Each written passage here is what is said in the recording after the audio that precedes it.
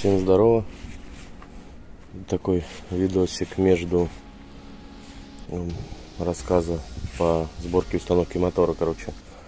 Что хотелось бы рассказать интересного.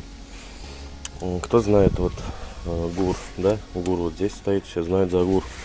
Вот они, шкивы ГУРа, вот они. Вот.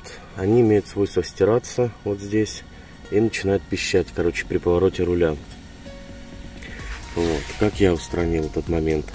Я просто поменял этот шкив. На какой? На вот такой. Сейчас, вот он. От 2,5 дизеля поставил. Он больше, чем вот эти маленькие.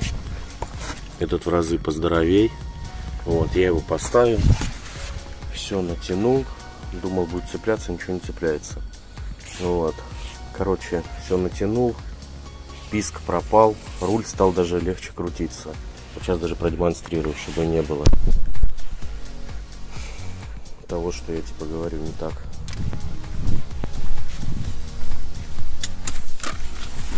Опачки. Так.